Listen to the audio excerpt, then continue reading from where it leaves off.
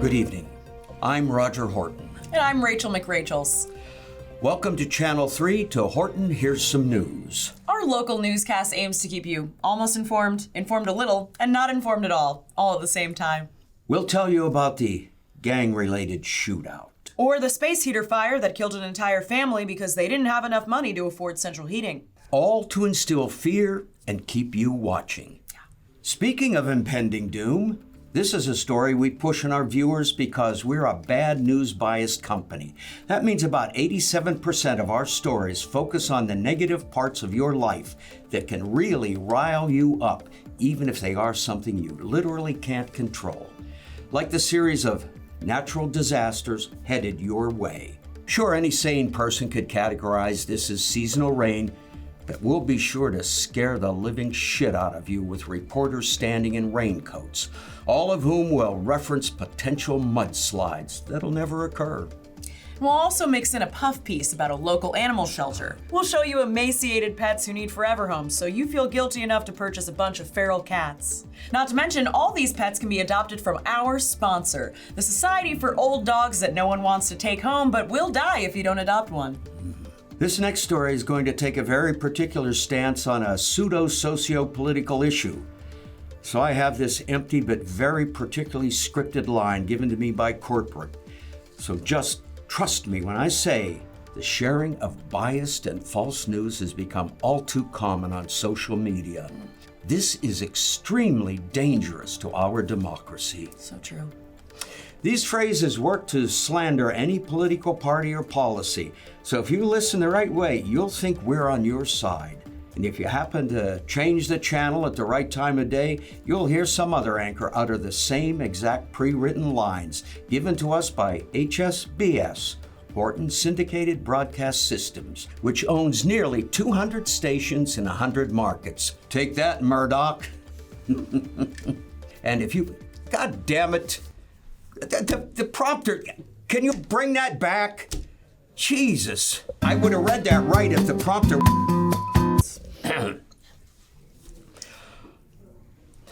Now, if the story is deadly enough, involves a celebrity, or contains exclusive surveillance video that's too disturbing to show, we'll usually toss to our reporter live on the scene.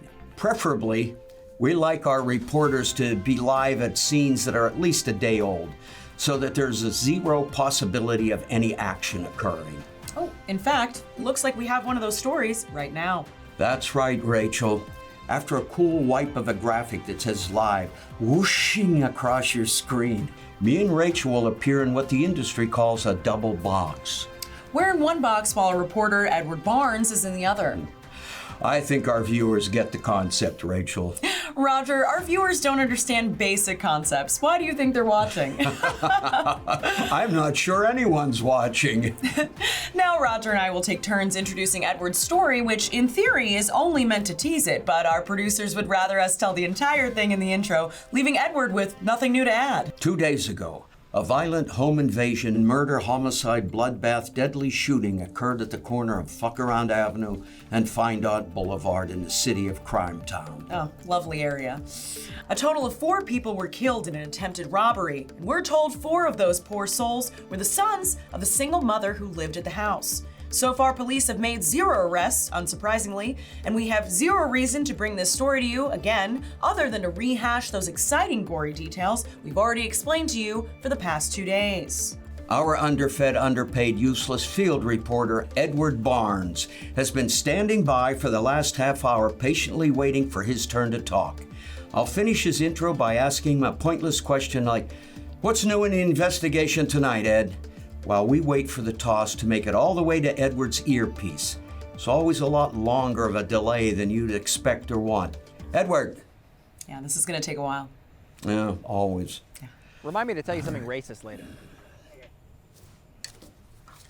That's right, Roger. Now I could just stand here and tell you there's nothing new to report tonight, but instead I'll tell you that police are still searching for the suspect, even though I have no clue if that's true or not. Next, I'll take a step back and show you the house where this atrocity occurred. Yep, it's still there. Then I'll toss to some recorded video where I'll go over all of the details you just heard the anchors read. Back to me live, where I will attempt for the 4th time today to knock on the mother's door to see if she's still sure she doesn't want to go on camera to discuss her dead children. Oh darn, guess she's not there. I'll close by saying we'll stay on top of this story for you and bring you more information when we have it on air and online, even though I'm almost done with my shift and won't care about this tomorrow morning. Back to you, Roger. Best in the business, Edward. Ed, thank you. Well, that just about does it for us tonight. Be sure to tune in tomorrow to our morning show bright and early at 4 a.m. to see 3 female anchors make a wisecrack at the male meteorologist blaming him for not predicting better weather. Men are so dumb. Then the entire set will burst into laughter that'll last far too long, and you'll want to mute the TV. For all of us here at Horton, here's some news. I'm Rachel McRachels. I'm Roger Horton. Good night. Good night.